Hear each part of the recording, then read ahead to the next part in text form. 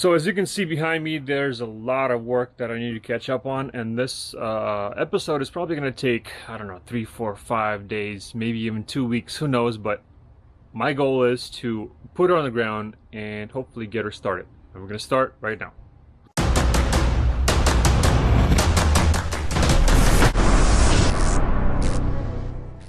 And the first thing is going to be to finish installing the trunk release, electronic trunk release. I installed the latch, so now I gotta run this correctly, and then after this is run and secure, I'm gonna start installing the panels because I don't need to get behind there anymore. I'm also gonna kind of fine-tune the carpet because it's not really perfectly set. I'm gonna prep this area, get all this rust out, paint this spot, install the windshield because I was having a little bit of a hard time getting it into the little grooves here, so we'll finish that up. And then I'm going to finalize the dash. We're going to install everything on the dash here, maybe install the seats, install the doors, and then I'm going to test fit the engine in, and then remove these engine mounts because I don't need these two, and we're going to install new engine mounts that I bought that are adjustable, and I can adjust the engine forward or back. And then we're going to remove the rack and pinion, cut off the brackets, and see how much down this needs to go in order to fit properly. So guys, we have a lot of work ahead of us. Please be patient, enjoy the video, and let's get started.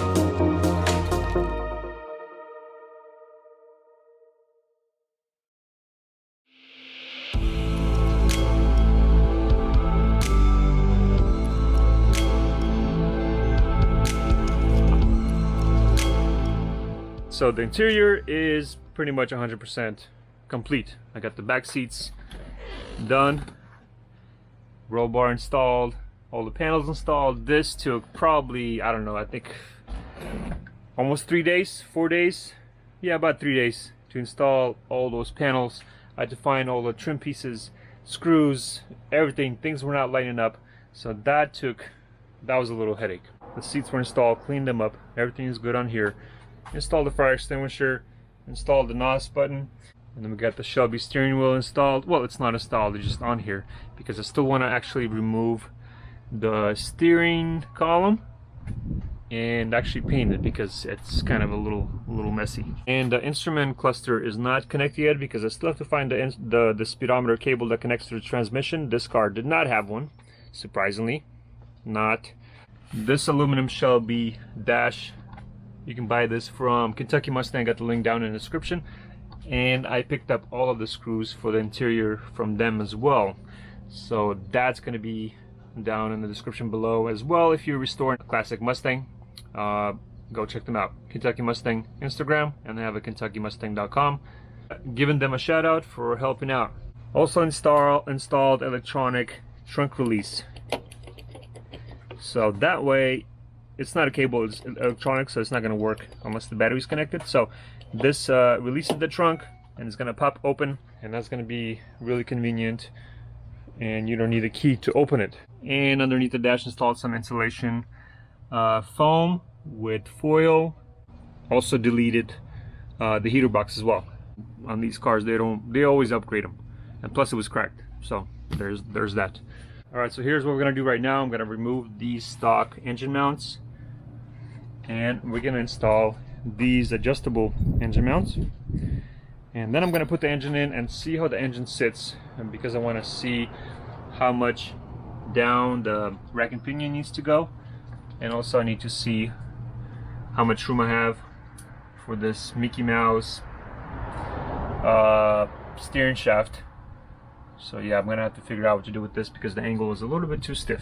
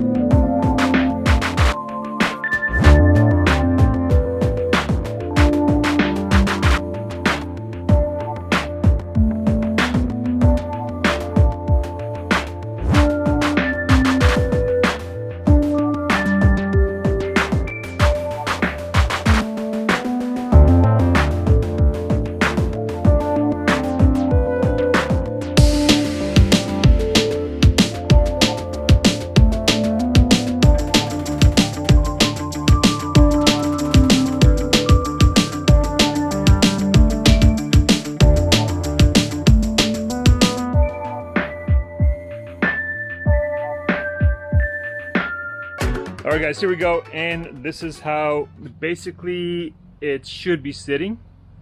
And I did unbolt the rack and pinion, and I dropped it down maybe about 2 inches or so, and that's our gap right there.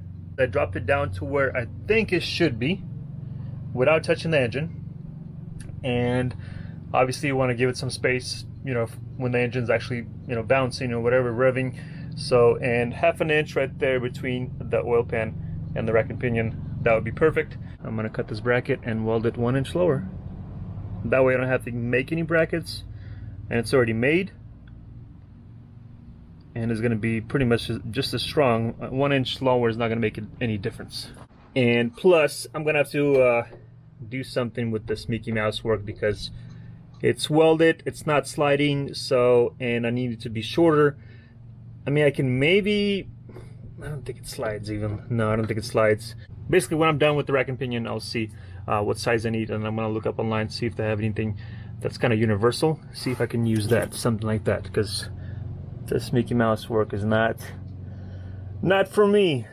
Pull the engine out again, and start working on the bracket here, and then once that's done, mount the rack and pinion. That's going to be secure, and I'm going to start cleaning the belly, start cleaning the engine bay, start cleaning the engine. I'm going to spray the engine as well and start spraying the whole thing, and make it all nice, clean, and pretty. All right, let's continue.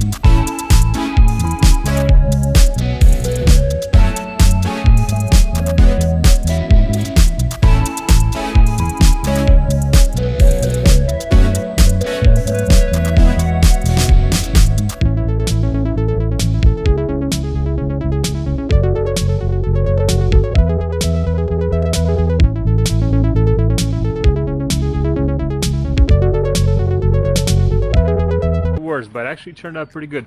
This is a duplicate color header, high temperature paint, and I gotta say it turned out very very nice for a Mickey Mouse paint job. Now obviously if you want to do this properly, you want to remove as much as many things as possible, like headers, spark plugs, all the brackets and all that stuff. So but since I really to get to places like this, you got to remove all of that, clean it up, paint it, and it's not worth it.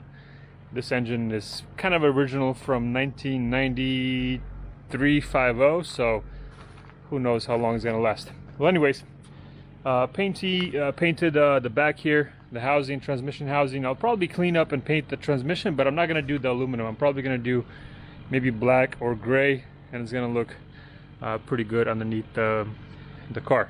This is done, ready to go into the Mustang, but we still got to clean the belly, clean the engine, and paint all that. All right.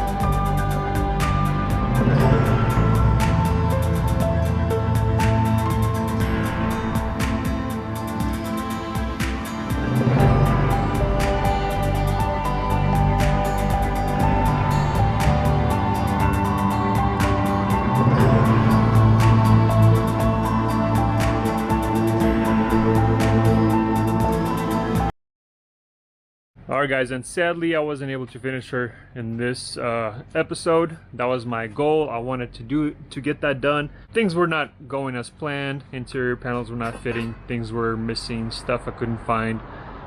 Just a lot of stuff was kind of a little bit against me. But it is what it is. this is what we have now. The engine is in, re-welded the brackets on the bottom, and sitting on the engine mounts, and I can move it forward or back if I need to, but there's plenty of room and it's all nice and good. The engine is no longer sitting on the rack and pinion.